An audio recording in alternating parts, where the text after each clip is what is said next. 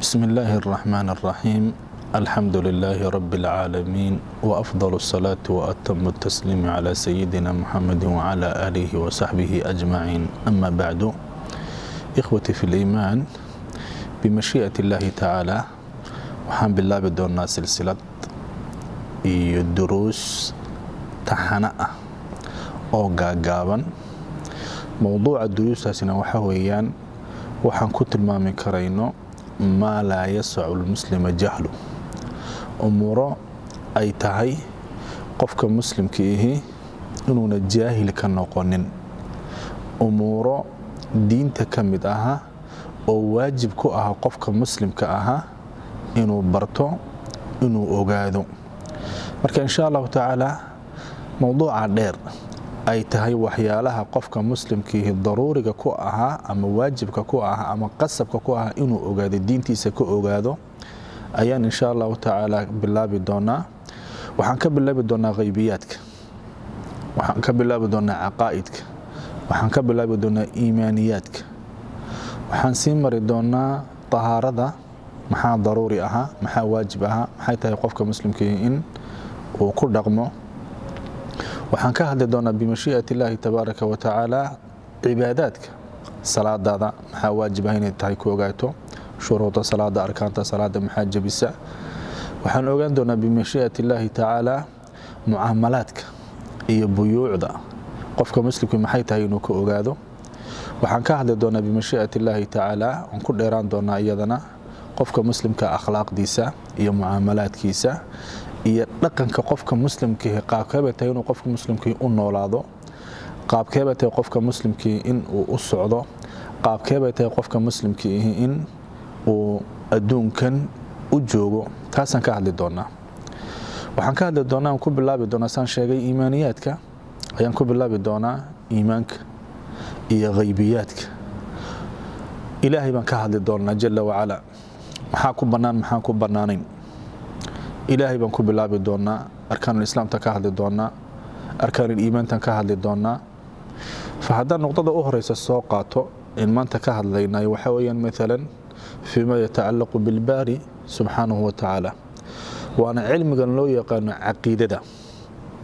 lafdiga caqiidada ayaa mashhuur ah maanta oo loo yaqaanaa, laakiin lafdiga caqiidadu iyo mustalaxa caqiidadu quraanka kuma soo aroorin. sunnaha nabigana calayhi salaatu llaahi wasalaam inta aan ogahay ama aan maqlay ama mashaayikhda aan ka maqlay kuma soo aroorin mustalax yiraahdo alcaqiida. ee quraanka maxaa ku soo arooray? quraanka waxaa ku soo arooray wax la yiraahdo iimaan, waxaa ku soo arooray wax la yiraahdo yaqiin, waxaa ku soo arooray wax la yiraahdo burhaan. waxyaalahaas quraanka ku soo arooray. haddana laa mushaaxata fi listilaax oo dee mustalaxan mashhuurka noqday alcaqiida loo bixiyeen wax dhibaatay kuma jirto oo macnaha iimaaniyaadka misna xambaarsan yahay. marka insha Allah mawduucaasaan ku bilaabi doonaa. fa waxaan leenahay mawduuca kolkaan ku bilaabina iimaaniyaadka waxa u horeeya ee laga hadlayna waa ilaahay. ilaahay maxay tahay inaad ka aaminto? waxaa waajib ah qofka muslimka inuu ilaahay ka aamino waxa ku soo arooray suuratu qul huwallahu ahad. waa inaad ilaahay ka aaminto inuu ahad yahay. ahad iyo waaxidna faraq baa u dhaxeeya. waaxid waa waxay tiradu ka bilaabato, waaxid, اثنين، ثلاثة. laakiin ahad markii la yiraahdo waxbana kama horeeyo waxbana kama dambeeyo. tirana waa meesha tirada ku dhamaato oo dhan ahad. marka ilaahay waa ahad aan qaybsamayn weeyaan. waa samad oo ilaahay jalla wa ala waa ka lagu tiirsan yahay ee makhluuqaadka iyo bani aadamka iyo waxaan aragno iyo waxaynaan arkin intuba waa kay ku tiirsan yihiin, ay baahidooda ugu tiirsan yihiin, ay noloshooda ugu tiirsan yihiin. hadduu ilaahay jalla wa ala agoodiisa ka hoos dhaqaajiyo dhulka lagu wala daadanhayo. waa samad, isagu cidna kuma tiirsana, laakiin isagu waa lagu tiirsan yahay. ilaahay jalla wa ala lam yalid walam yuulad, wax ma dhalo. ilaahay jalla wa ala lamana dhalin.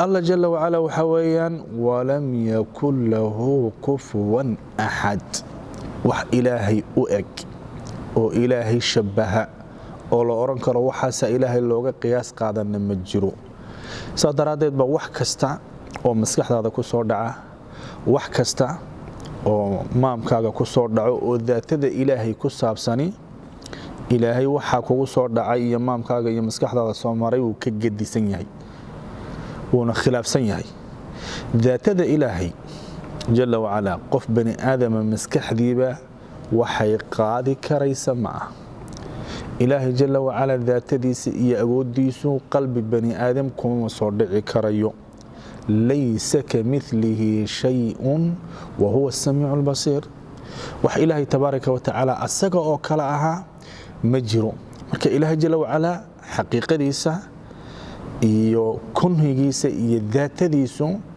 saan sheegayno xawaasta makhluuqaadku waxay qaadi karaanba ma aha dadka mulxidiinta aha ayaa qaar waxay yiraahdeen mar ilaahayna tusa haddana mar ilaahay arkaynin maxaban u rumaynaynaa marka dadkaasi waxay ka intilaaqayaan ay ka dhaqaaqayaan wax kasta oo aan isha ku dhufanin oo aan arkin oo ina isha bani aadamku qabanaynin mar rumaynayno وهذه عجب جلسي قصة مر أحمرت علماء الإسلام كان كم ذاها ينين ملحدة ضد أحمرتي ملحد كي وحولها أنا أقول إلهي مر هدانا أركينين با مر هدانا تابن هينين ما بجرو وحكستونا أركينينا وحن رميسانا يوم معه شيخي وأسو جابي هذا الكي وحكو يري أديكو أياكو دالي وحو يري أباهي باي دالي oo in hebel baan ahay wuxuu ku yiri aabaha mahalinku ku dhalay ama hameenku ku dhalay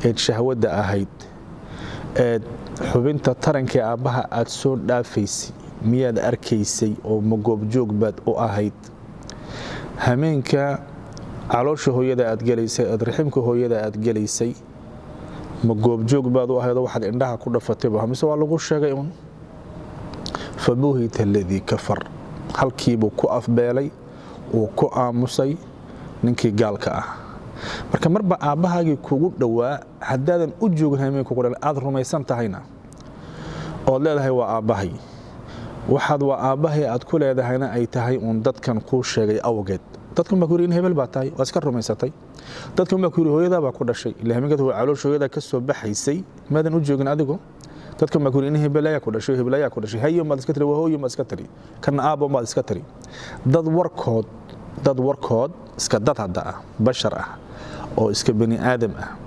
ayaad warkood aabo iyo hooyo ku tiri baba iyo mama ku leedahay warka anbiyada maxaan ugu rumaysan lahayn ilaahi warka quraanka ku jira maxaan ilaahi ugu rumaysan laanahay marka marba haday nadariyadoodii inta ku burburtay dadka noocaas ah dadka mulxidiinta iyo dadkaas ilhaadka waxa loo yaqaan wax meel dheer joogana ma aha marka waxa weeyaan halkaasina xujadoodu ayna waxba kamid ahayn ilaahina jalla wa ala walaaliyaal wuxuu ku tilmaamay dadka muuminiinta aha alladina yu'minuna bil ghaib wa kuwa waxa maqan rumeeya saadaradeed waxa muhiim aha qofka muslimkii in badan maanta in ghaibka laga hadlo maanta walaaliyaal waxa yaraaday ghaibka in laga hadlo علمادي دعادي dadkii wax qorayay dadkii hadlayay baraha bulshada ka hadlayay masaajida ka hadlayay waxa laga wala hadlayaa wax nolosha adduunka ku wala saabsan iyo nolol wanaagsan sida loo heli lahaa laakiin maanta waxa yar wax ilaahay ka hadlaya